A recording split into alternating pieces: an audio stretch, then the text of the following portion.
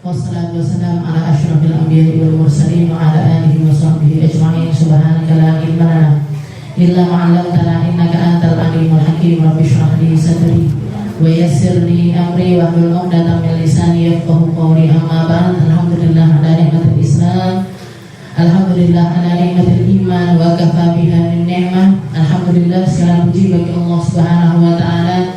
Kita diberi nikmat sehat, dikasih nikmat kuat, dikasih nikmat sempat, dikasih nikmat untuk bisa berada di negeri yang aman, sholat aman, pengajian aman, ngapa-ngapain kita aman, gak takut ada bom, gak takut ada penembakan dan lain sebagainya. Alhamdulillah, alhamdulillah. Ini sesuatu yang harus sangat kita syukuri, ini sesuatu yang harus sangat kita jaga, ini sesuatu yang harus kita sadar bahwasanya ini merupakan sebuah karunia yang luar biasa dari Allah Subhanahu wa taala. Nikmat kita untuk bisa menjadi hamba-hamba Allah taala tanpa takut apapun, tanpa diserang oleh apapun juga. Jadi dengan adanya kejadian di Palestina, dengan adanya kejadian perang yang kita lihat, kita saksikan, kita dengar lewat media sosial ini, membuat kita sadar bahwasanya ujian hidup kita itu sangat kecil sekali. Alasan untuk jadi orang stres, alasan untuk jadi orang depresi, alasan orang untuk punya sakit mental atau merasa tertekan yang luar biasa, malah tidak enak apa-apa nih, gitu. Malah terlihat, ya Allah, alhamdulillah, tok malian. Kalau kita melihat orang-orang yang sedang berjuang di Palestina, kalau kita melihat apa yang terjadi pada mereka, pokoknya enak tok awake dhewe. Hampir, bahkan mungkin bisa dikatakan tidak ada satu keluarga pun di Gaza, di Palestina, kecuali keluarganya mesti ada yang jadi korban, mesti ada yang mati. Kalau enggak bapaknya, ya ibunya. Kalau enggak gitu malah dua-duanya. Kalau enggak gitu anak-anaknya. Kalau enggak gitu saudaranya, semuanya pasti mengalami pembantaian yang luar biasa menyakitkan. Kemarin yang terbaru juga ada lebih dari 30 bayi yang ada di inkubator, yang ada di inkubator harus meninggal begitu saja karena nggak ada listrik. Rumah sakitnya, jadi bayi-bayi yang masih butuh pakai oksigen, masih butuh pakai alat-alat, ini karena rumah sakitnya mati lampunya dimatikan, nggak ada daya, nggak ada genset, nggak ada apapun juga, akhirnya meninggal semuanya, bayi semuanya, yang harusnya ditaruh di inkubator. Jadi kalau kita melihat kejadian-kejadian yang semacam itu, alhamdulillah tok. Masih yo mek sego karo ndok, nopo sego karo jangan lodeh terus ndak ganti-ganti, mboten napa-napa. Jangan lodeh blenderan ini nane, enggak enak gitu. Kalian tempe penyet, ngambil iwak asin, sambal, ngoten wis nikmat sampunan. Apalagi kalau lauknya ditambah lagi dengan lauk lapar. Lauknya ditambah sama lauk lapar, tambah nikmatnya tikal-tikal niku. Alhamdulillah. Jadi kita lanjutkan pembahasan kita di dalam kitab Risalatul Mu'awanah wal Mudhaharah wal Muwazarah lirraghibina minal mu'minina fi sulukil akhirah ila an qala mu'allif rahimahullahu ta'ala wa nafa'ana bi ulumi fid dharain wa 'alaika bitabassumi fi wujuhil mu'minin. Katanya beliau, setelah beliau membahas kepada kita tentang syafaat, tentang saling menolong satu sama lain, saling meringankan beban saudara kita yang lainnya, saling ngerteni. Kalau kita mau dibantu, yuk kita harus jadi orang yang bantu orang. Kalau kita mau dibaikin orang, yuk kita dulu harus baik sama orang lain. Kalau kita mau hidup kita bahagia, cara paling gampang untuk hidup bahagia adalah dengan cara membahagiakan orang lain. Jadi kita kalau mau hati kita lapang, kalau kita pengen punya hati yang lapang, punya hati yang jembar, punya maaf yang luas, punya keindahan di dalam hati kita, maka keindahan-keindahan yang bisa kita lakukan harusnya kita lakukan. Pengen disenyumin orang, kita senyum sama orang. Pengen dibaikin orang, kita yang baik sama orang. Meskipun itu bukan tujuan, meskipun itu tidak dianjurkan untuk menjadi tujuan kita. Aku baik sama orang, orang ini harus baik juga sama saya. Nggak seperti itu konsepnya. Oke, tapi kita baik aja sama orang lain, nanti Allah Ta'ala yang akan ngatur lewat jalan mana, lewat jalan siapa orang-orang yang akan ditakdirkan untuk baikin kita juga. Oke, untuk berbuat baik kepada kita. Jadi istilahnya ngundat apa yang kita lakukan kepada orang lain itu justru malah membatalkan pahala dari kebaikan kita. Nggih, kowe wis tak ngenekne kok awakmu ngenekne aku. Saya sudah baik sama kamu, kamu kok enggak balik baik sama saya. Nggih, masalah kita baik sama orang baik aja. Masalah responnya dia ke kita seperti apa itu terserah antara dirinya dengan Allah Subhanahu wa taala, tapi yang pasti nanti Allah Ta'ala akan menyiapkan orang-orang pengganti yang akan menggantikan kebaikan orang tersebut untuk kita. Jadi ngalir aja yang penting baik. Nggak usah direken dia balik baik sama saya apa enggak, dia senyum balik sama saya apa enggak, dia ikut ngewangi saya apa enggak usah.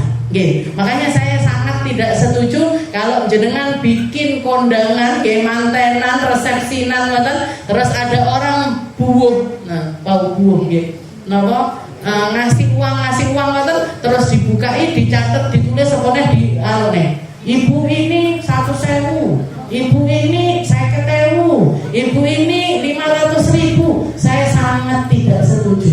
Kenapa? Yang ngasih dikit malah isim. Barangkali memang dia punyanya segitu. Barangkali memang dia mampunya pada saat itu seperti itu. Tapi kalau misalkan balas-balasan kuwi biar itu dicatat bisa.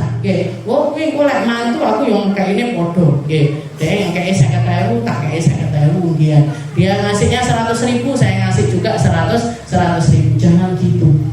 Jadi masalah kita bikin walimah, kita bikin resepsi pernikahan itu konsepnya bukan balas-balasan seperti itu, tapi sesuai dengan kemampuan. Jangan memaksakan diri, Bu. Kalau jenengan bikin acara mantenan atau mantu bikin acara mantu, anaknya menikah seperti itu, diomongi anaknya, wes nak saeneke, semampunya, sekuatnya kita, nggak usah pakai utang, nggak usah pakai ngerepoti orang, mampunya ngundang 100 orang, ya 100 orang, mampunya ngundang 70 orang, ya 70 orang, mampunya ngundang 50 orang, ya 50 orang, nggak mampu, kuatku mek ngundang wong 10, ya sudah, akad di KUA, akad di KUA, baru temu dihadiri sama keluarga di rumah saja, seperti itu. Itu lebih aman ketimbang bikin gelaran pernikahan, nyewa hotel, nyewa gedung, bikin terop, souvenirnya ini, makanannya begini dan lain sebagainya. Ternyata setelah selesai acara mumet, iki ora iso bayar, sesuatu yang harusnya ndak perlu jadi beban malah bikin kita sendiri yang membuat beban-beban tersebut. Seadanya, hiduplah semampu kita, hiduplah sesuai dengan kapasitas kita, hiduplah dengan lingkungan kita, seperti apa yang ada di lingkungan kita, itu yang kita lakukan tanpa memaksakan diri, tanpa bikin perkara-perkara yang nggak perlu untuk kita adakan, dan nggak perlu malu, Bu. Nggak perlu malu. Misalkan ada orang nyindir, mantu orang undang-undang, misalkan kan gitu kan biasanya, mantu orang undang-undang, mantenan orang undang-undang dan lain sebagainya. Jangan dengan bangga katakan, aku kuatku ngene, aku kuatku sakmene.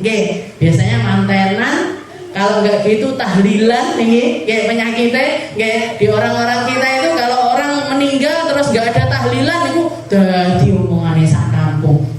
Jadi kuatnya kita seberapa, yaitu.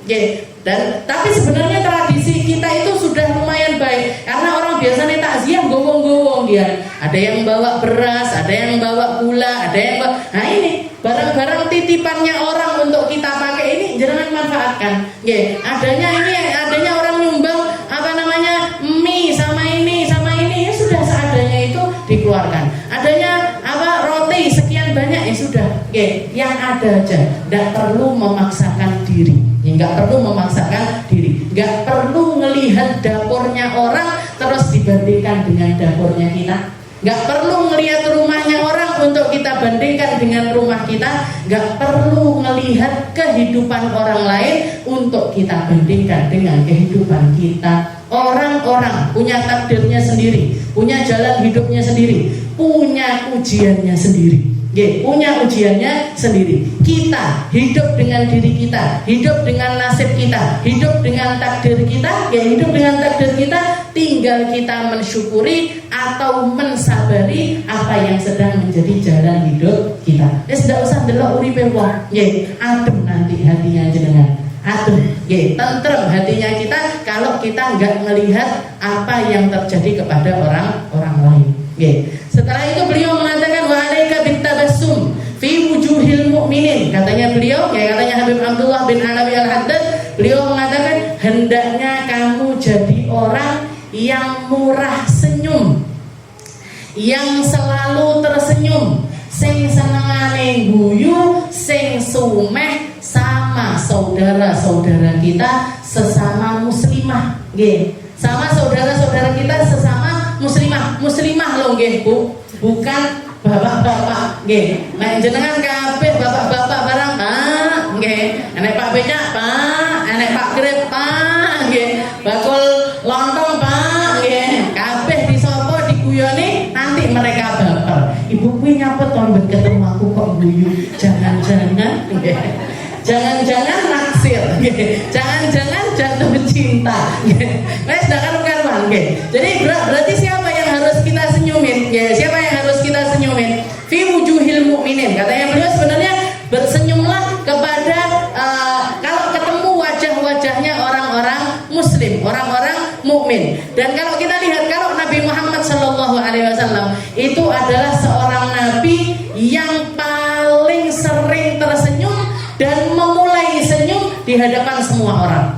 Mau itu laki-laki, mau itu perempuan, mau itu anak kecil, mau itu orang dewasa, bahkan kakek-kakek, nenek-nenek sekalipun selalu disenyumin sama Rasulullah SAW. Bahkan para sahabat mengibaratkan karena Nabi SAW idza tabassama, Nabi Muhammad itu kalau sudah senyum, Nabi Muhammad itu kalau sudah senyum tanawwarul judur.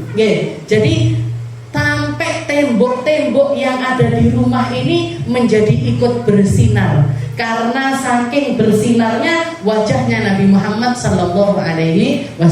Jadi Nabi Muhammad kalau udah ketawa, kalau udah senyum, ini nular sama sahabat-sahabat yang lainnya. Bahkan sampai diibaratkan sama para sahabat itu sampai koyoke tembok-tembok ini melok guyu, sampai sendok-sendok ikut tertawa, sampai istilahnya apapun yang ada di ruangan itu ikut merasakan rasa gembira yang sedang ada pada diri Nabi Muhammad SAW. Juga ada sebagian sahabat yang mengibaratkan senyumnya Nabi itu, Nabi Muhammad itu kalau sudah gembira, kalau sudah senang, kalau sudah gembira, ka'anna syamsa wal qamara yajriyani fi jabhati. Katanya para sahabat seakan-akan matahari sama bulan itu lagi kejar-kejaran di wajahnya Nabi Muhammad SAW. Jadi mencerono, freshnya itu bercahayanya itu sampai kayak sampai keluar seperti itu. Mencerono, jangan mencerono. Jadi padang yang menyilaukan seperti itu. Seakan-akan matahari sama bulan itu kejar-kejaran di jabhati, di keningnya Rasulullah SAW. Saking padangnya, saking bersinarnya wajah Rasulullah SAW. Jadi itu ibaratnya para sahabat. Juga ada salah seorang sahabat yang bernama Al-Harir. Salah seorang sahabat namanya Harir. Katanya Harir ini beliau mengatakan mundu aslam tuh semenjak saya masuk ke dalam agama Islam, saya tidak pernah ketemu Rasulullah SAW kecuali beliau itu senyumin saya, nyapa saya, nanyakan kabar kepada saya. Jadi saking ramahnya Rasulullah SAW. Jadi mesti nanya. Dan beliau selalu memulai dengan senyuman. Sama anak kecil senyum, sama perempuan senyum. Kenapa kok tadi saya bilang ibu-ibu tidak usah senyum? Karena kalau ibu-ibu yang senyum, ini fitnahnya juga ikut keluar. Jadi keramahan dari seorang perempuan itu, keramahan dari seorang perempuan itu harus ada batasnya. Harus ada batasnya. Dan untuk umum kepada siapapun juga, tapi terkhusus kepada kaum ibu-ibu, sesama ibu-ibu, juga sama para laki-laki yang dekat sama kita. Laki-laki yang dekat sama kita. Jadi mahram-mahram kita, paman-paman kita, terus nopo ponaannya kita, anak-anak kita, kakek-kakek kita. Nah, itu baru boleh ramah seramah mungkin kepada mereka. Tapi kalau sama laki-laki yang bukan mahram, sama laki-laki yang bukan mahram, laki-laki yang nggak ada kaitannya sama kita, maka sebaiknya dihindari untuk menjadi terlalu ramah. Nggak usah terlalu ramah kepada orang-orang yang nggak mahram sama kita. Apalagi kalau di dalam diri perempuan itu ada sesuatu yang bikin fitnah. Ada sesuatu yang bikin fitnah. Seperti apa sesuatu yang bikin fitnah ini? Kayak perempuan yang punya wajah sangat cantik. Wong wedok wayu sadar kalau dirinya itu cantik, terus ngoten niku. Kabeh bapak-bapak disapa, "Pak, yes." Niki sak pasar naksir nih. Ibu kuwi, ibu itu badannya, ibu itu pipinya, ibu itu hidungnya, sudah karu-karuan kalian. Jadi pertama perempuan itu kalau fitnahnya perempuan itu jamalah, cantiknya mereka. Setelah itu juga statusnya mereka, statusnya perempuan tersebut. Kalau perempuan ini ketahuan, belum punya suami, atau cerai dari suaminya, niku kan omongannya orang nggak karu-karuan. Bukui wis dadi rondo, bojone tas meninggal, atau pegatan sama suaminya, seumur 30 loh, seumur 40 loh, masih kinyis dan lain sebagainya. Maka perempuan-perempuan seperti ini harus ekstra di dalam menjaga diri. Makanya syariatnya Nabi Muhammad SAW kepada para perempuan-perempuan yang tidak terikat pernikahan dengan seorang laki-laki, mereka itu harus tegas di dalam pilihannya. Harus tegas di dalam pilihannya. Jadi kalau ada laki-laki datang ngelamar, laki-laki ngelamar atau mengutarakan maksudnya untuk menikahi perempuan tersebut, dia harus mengatakan iya atau mengatakan tidak. Lek emoh yo kudu ngomong emoh, kalau iya harus ngomong iya. Nggak boleh yo tak pikir-pikir dhisik. Nggak bisa. Karena ini abu-abu, nggak jelas, nggak A, nggak B, nggak iya, nggak tidak, di tengah-tengah. Akhirnya apa yang terjadi? Laki-laki ini akan tetap berharap. Laki-laki ini akan tetap berharap. Kalau sudah laki-laki berharap, WA, nelpon, dekat-dekatin, ngirim-ngirim hadiah, ngoten niku. Terus dan kalau sudah seperti ini, jangan malah dinikmati. Mas kena terus hadiah saya. Kirim apa? Hari ini kirim bunga, besok ngirim buah, besok ngirim makanan, malah dimanfaatkan seperti itu. Nggak boleh. Jadi hal-hal semacam ini adalah sesuatu yang tidak diperbolehkan di dalam agama. Jadi kalau memang diniatkan, kalau memang datang laki-laki meminang, ini perempuan sudah statusnya janda, nggak punya suami, sudah pernah melakukan pernikahan, maka dia harus mengatakan, iya tak terima. Kalaupun misalkan dia masih mau mikir, saya tak istikharah dulu, saya tak ini dulu dan lain sebagainya, harus ada tenggat waktunya. Datang seminggu lagi, datang 2 minggu lagi, datang sebulan lagi. Nah, seperti itu. Dan di dalam waktu tersebut, kita katakan jangan dulu ada komunikasi apapun. Minta nomor WA-nya, jangan. Minta nomor teleponnya, jangan. Jangan jenengan kasih tahu. Biar apa? Biar tidak ada hal-hal yang tidak diinginkan di masa-masa tersebut. Di masa-masa tersebut. Kalau memang setelah itu diterima, ya harus ngomong iya. Kalau nggak diterima, harus ngomong tidak. Harus ngomong tidak. Nggak boleh gantung. Setelah itu biasanya kalau orang sudah mau melakukan pernikahan, biasanya ada yang namanya Fatihah atau pertunangan. Tunangan itu belum menikah, Bu. Tunangan itu belum menikah. Ketika orang ada di masa pertunangan, antara tunangan sampai akad nikah itu juga harus jaga jarak dari calonnya, nggak oleh terus ya gandolan rono, dolan rono, pedah motoran bareng atau kemana main baru tidak boleh, ini hukumnya adalah haram, dan di saat itu dikatakan setan gencar-gencarnya untuk godain pasangan ini tadi, karena godainnya lebih gampang, bari kilo akad. Alah bentar lagi lo menikah, alah bentar lagi lo bakalan jadi halal. Iya, setelah pernikahan jadi halal. Tapi kalau sebelum pernikahan hukumnya adalah haram. Hukumnya adalah haram. Jadi beliau mengatakan wa alaika bitabassum fi wujuhil mukminin. Hendaknya kita jadi orang yang murah senyum. Wa talaqatul wajhi wa idharul basyari lahum. Pasang muka yang fresh, pasang muka yang bikin orang ini senang untuk mandang kita, bikin wajah raut wajah ini yang menunjukkan kalau kita ini gembira dengan keberadaan orang-orang yang ada di sekitaran kita. Dan ini sebenarnya kaum ibu-ibu paling pinter untuk bikin yang seperti itu. Kayak jenengan biasa, istilahnya perempuan itu biasa nyetel sesuatu dengan porsi yang pas dengan hal tersebut. Kayak jenengan arepe budal pengajian ngeten iki. Bajunya yang sederhana aja, jilbabnya yang sederhana aja, pakai bedak tipis-tipis aja, pakai lipstik tipis-tipis aja, ndak abang beranang ngoten nggih. Mboten-mboten nggih. Jadi enggak macak terlalu parah, cuman bedaan aja. Yang penting enggak kelihatan kusem. Nah, gitu dok, pas di pengajian, di yasinan, nggone tahlilan ngoten niku. Tapi kalau sudah kondangan sudah kondangan wis niki kostume metu kabeh. Dari mulai ujung kepala sampai ujung kaki pink kabeh. Kupu-kupunya pink, niki pink, tasnya pink, sandalnya pink. Apa enggak boleh yang seperti itu? Boleh aja. Boleh aja. Silahkan. Kalau niatnya nyenengin orang yang lagi punya gawe, yang penting tetap rapi, auratnya tertutup dengan sempurna, nggak bikin fitnah untuk siapapun juga,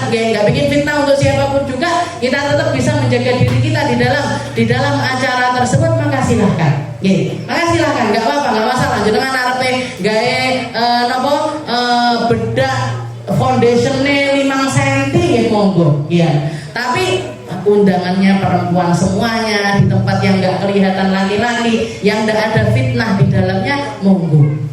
Mau jenengan arepe cosplay jadi siapapun silahkan. Aku melek macak koyok Cinderella, monggo. Melek macak koyok dadi Frozen, monggo.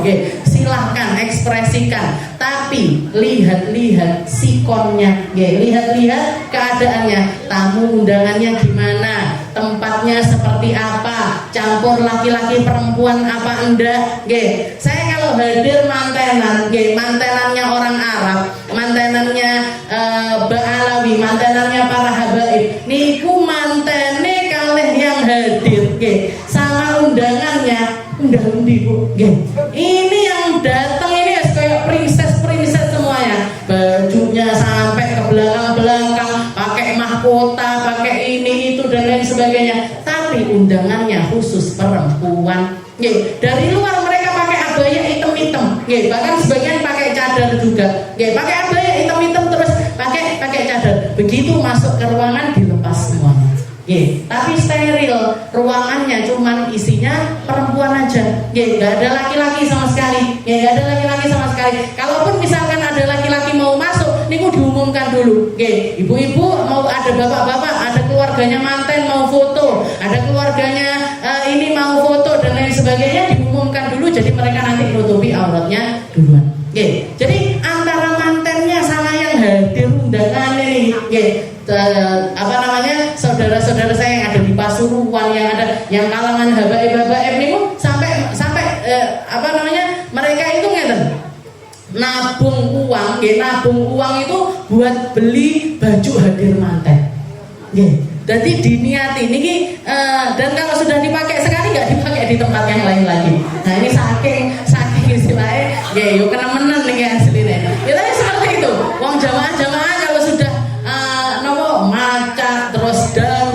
lain sebagainya itu all in, nggih.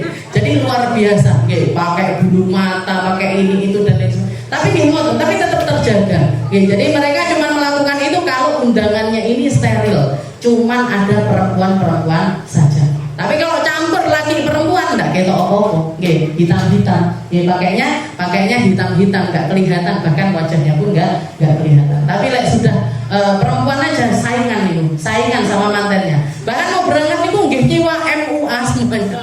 Ya nanti pakai ke salon ngoten di dulu rambutnya dia ngoten niku. Jadi istilahnya kita ramah sama orang lain atau menghargai orang lain dengan dandanan kita itu adalah sesuatu yang diperbolehkan selama batasan-batasannya ini tetap terjaga. Ya, selama batasan-batasan ini tetap terjaga. Jadi yang jenengan lakukan kalau hadir manten dan lebih bagus lagi macak kembaran karo bojone dan itu kalau niatnya untuk nyenengin tuan rumah, niatnya untuk nyenengin yang punya hajat, karena orang mantenan kan mesti rumahnya dihias, bikin dekoran, nanti difoto dan lain sebagainya. Kita ngajeni, kita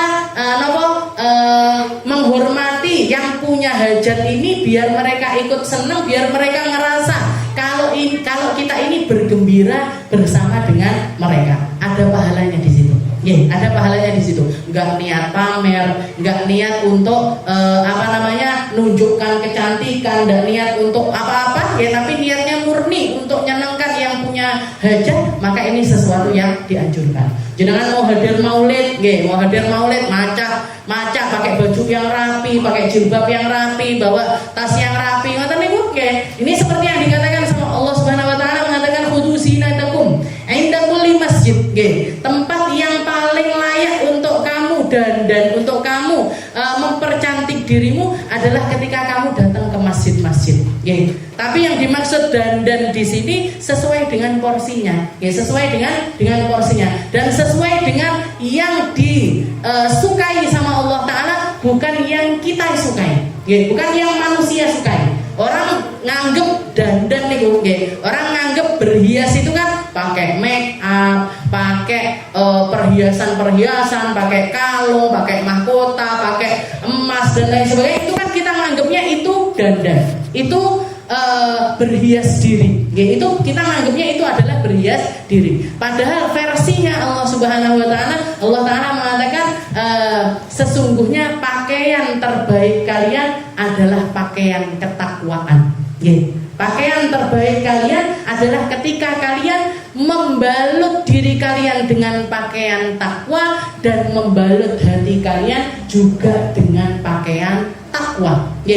Pakaian takwa di dalam hati ini gimana? Sholat, niate kangen sama Allah Ta'ala, mau bermunajat sama Allah Ta'ala, mau menghamba dengan sepenuh penghambaan kepada Allah Ta'ala. Kalau saya berangkat ke masjid, sholatnya di belakang imam, nanti dipimpin sholatnya, dipimpin zikirnya, bahkan kadang-kadang setelah sholat ada pengajiannya di situ, ada salam-salamannya di situ, ada kotak infak diuterne di situ. Banyak hal yang bisa kita lakukan dari rentetan ibadah-ibadah ini yang akan kita persembahkan kepada Allah Subhanahu wa Ta'ala. Jadi bajunya pakai pakaian takwa. Allah Ta'ala paling senangnya perempuan pakai baju yang seperti apa? Pakai pakaian yang seperti apa? Kalau jenengan pakai mukena putih, pakai rukuh warnanya putih, jenengan niatkan Nabi Muhammad itu paling senang baju warna putih. Kalau jenengan kebetulan pakai mukena warnanya hijau, Rasulullah juga senang banget mukena yang warnanya hijau. Dilarang mukenanya warnanya pink misalkan, Sayyidah Fatimah seneng loh sama warnanya yang pink, Jadi jenengan gadok-gadok ning ngoten-ngoten niku, Jadi bukan cuma tentang kesenangan kita, tapi tentang kesenangan Allah Taala dan kesenangan orang-orang yang orang-orang mulia yang ada di sekitarannya Nabi kita Nabi Muhammad sallallahu alaihi wasallam. Lalu kue warnanya ireng kak, ada apa ya? Pakaian paling nyerap atau paling tertutup dari pandangan laki-laki itu adalah ketika kita pakai baju hitam. Lek kuning, ya kuning dipadakne karo matahari. Kalau kuning matahari ya warnanya kuning, kembaran. Saya hamba, engkau juga hamba. Hijau, godong hijau, oren. Lombok warnane oren itu jenengan gadok-gadok ning wonten-wonten piyambak. Nah, itu adalah pakaian takwa. Jadi bajunya pakaian takwa, hatinya juga pakaian takwa.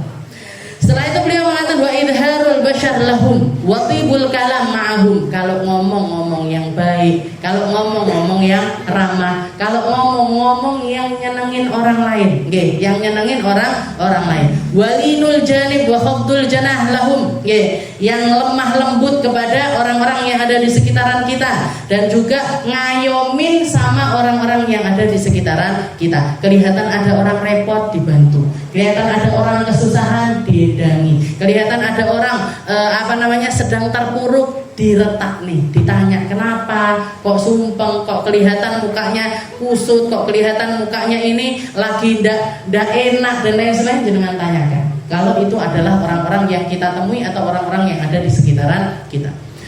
Wa qala Allah Ta'ala li Nabi Allah Ta'ala pernah mengatakan kepada nabinya, waqfid janahaka lil mu'minin. Berlemah lembutlah kamu kepada hamba-hamba beriman. Walau kunta faddan walidan lan faddu min haulik. Katanya Allah Ta'ala, kalau kamu jadi pribadi yang keras, kalau kamu jadi pribadi yang kasar, kalau kamu jadi pribadi yang gak peka dengan orang-orang yang ada di sekitaran kamu, maka mereka niscaya akan lari dari dirimu, wahai Muhammad. Kamu gak akan gampang diterima kalau kamu orang yang kasar, kalau kamu orang yang gak pengertian, mereka akan lari dari dirimu.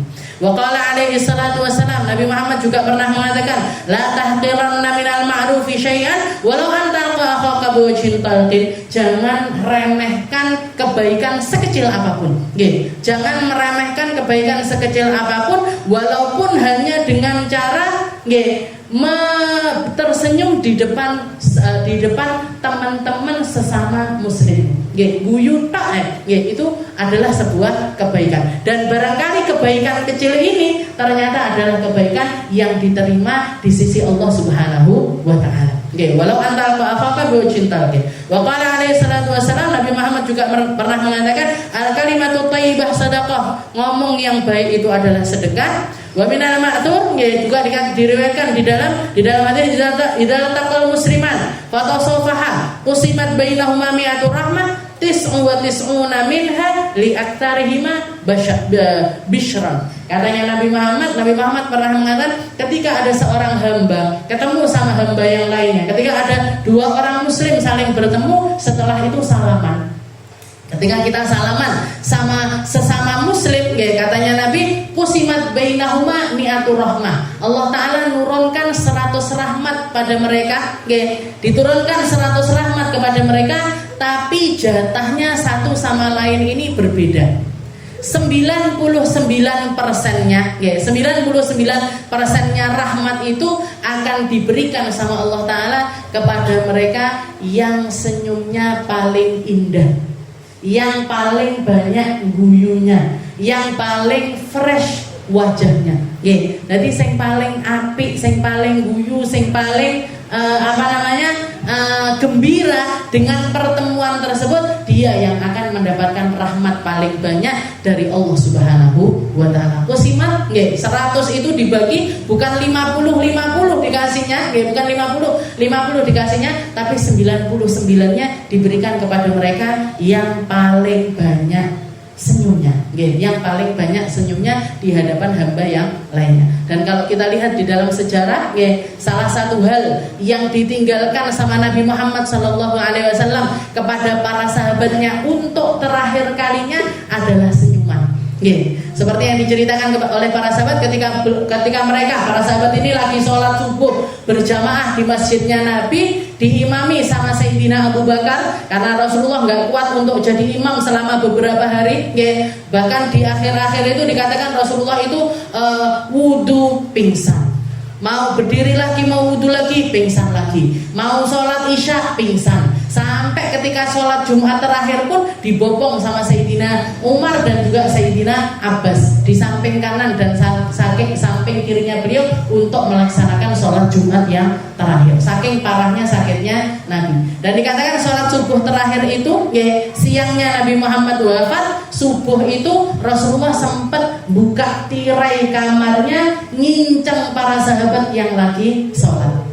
Dan dikatakan di dalam para sahabat lagi sholat, sedekap kabeh masihan, tapi kerasa dari tirai yang dibuka, setelah itu keluar cahaya yang begitu terang dari wajahnya Rasulullah SAW. Dan terakhir para sahabat ngelirik ke arah Nabi. Waktu itu Rasulullah SAW senyum sama mereka, senyum sama para sahabat. Setelah itu ditutup tirainya dan gak pernah terbuka lagi, karena Rasulullah SAW meninggal dunia. Jadi para sahabat menafsirkan, katanya para sahabat waktu itu, kidna an-naftatin, kami hampir terfitnah dengan senyumnya Nabi. Maksudnya terfitnah di sini bukan fitnah yang gimana-gimana. Kami hampir membatalkan sholat saking senenge delok Nabi Muhammad waras. Ngelihat Rasulullah agak baikan, ngelihat Rasulullah bisa senyum, bisa duduk, bisa nginceng ke arah para sahabat, itu katanya para sahabat kidna an-naftatin, kami hampir membatalkan sholat. Dan ternyata benar, itu adalah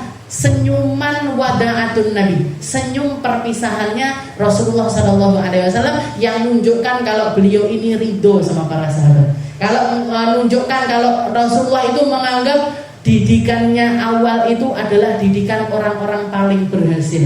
Didikannya Nabi Muhammad mendidik mereka menjadi orang-orang yang paling kuat, jadi orang-orang yang paling sabar, jadi hamba-hamba Allah Ta'ala yang terbaik, yang akan meneruskan dakwahnya Nabi, mensyiarkan Islam ke seluruh penjuru dunia.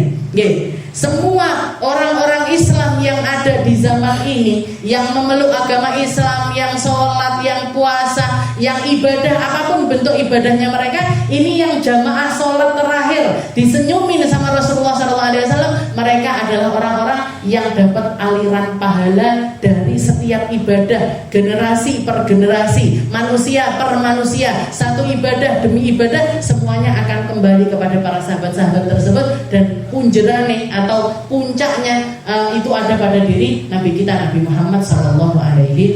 Jadi seakan-akan Nabi Muhammad puas, aku sudah nyontohkan sholat, dan sekarang kalian sudah bisa sholat sendiri, diimami imam sendiri dengan syariat-syariat yang sudah kalian ketahui, dengan runtutan-runtutan ibadah yang kalian sudah tahu gimana caranya menjadi hamba-hamba Allah Ta'ala yang mulia. Bukan cuma mulia di dunia, tapi mulia dunia sampai akhirat. Jadi orang-orang yang mulia, jadi orang-orang yang diangkat derajatnya, jadi orang-orang yang dekat sama Allah Subhanahu wa Ta'ala. Ini orang-orang terakhir yang disenyumin sama Rasulullah SAW. Jadi seluruh kehidupannya Nabi penuh dengan senyuman. Ada seorang sahabat yang dakwah di satu tempat, ada seorang sahabat Abu Darda, beliau itu dakwah di satu negeri, penduduk negeri itu tidak terbiasa senyum, tidak terbiasa senyum. Zaman sekarang ini ada beberapa negara itu yang kalau kita senyum sama mereka itu malah justru aneh. Saya pernah dengar ada orang nonton di YouTube ceritanya orang-orang, ada beberapa orang dari Korea datang ke Indonesia. Orang Indonesia kan biasa gitu, liwat ngeten senyum, terus ngertak nih, dari mana Bu, dasarnya dari mana, kan orang Indonesia kan biasa senyum. Kita senyum sama orang lain, tatap-tatapan, terus saling nyapa, kan biasa. Kalau di Korea itu dikatakan kalau nggak kenal nggak boleh nyapa, kalau nggak kenal nggak boleh senyum. Kalau kita senyum sama sembarangan orang, dianggapnya orang ini gila. Wong nggak kenal guyu-guyu, wong nggak kenal kok senyum-senyum, nganggapnya seperti itu. Saking sedikitnya orang senyum, saking sedikitnya orang senyum. Nah, Abu Darda ini kebetulan dakwah di tempat yang seperti itu, yang orang nggak biasa senyum kepada orang lain. Orang nggak biasa, kalau nggak kenal ya nggak ramah, kalau nggak kenal nggak mau nyapa. Dan dikatakan Abu Darda ini setiap ngomong senyum, ngomong lagi senyum, ketemu sama orang ini senyum, ketemu sama orang ini senyum, sampai ada satu orang yang nanya, kamu itu kenapa kok panggah guyu, kok panggah mesem, nanti kamu dikira orang gila loh, kamu nanti dikira orang gila kalau melakukan hal yang semacam itu. Katanya Abu Darda, hakada ro'aitu Rasulullah SAW. Aku ini senyum-senyum seperti ini bukan tanpa alasan, tapi karena seperti inilah saya melihat kehidupannya Nabi Muhammad SAW. Jadi yang perlu kita garis bawahi, senyum itu bukan ada. Senyum itu bukan sebuah adat istiadat, bukan sebuah adat istiadat. Tapi senyum itu adalah sebuah ibadah. Sebuah ibadah yang kalau kita melakukannya akan dapat pahala dari Allah Subhanahu wa Ta'ala. Jadi sing senyum, sing sumeh, sing guyu, yang penting ada batasannya, yang penting tahu tempatnya, yang penting tahu sama siapa, dan kita niatkan untuk mengikuti ajarannya Nabi kita Nabi Muhammad sallallahu alaihi wasallam.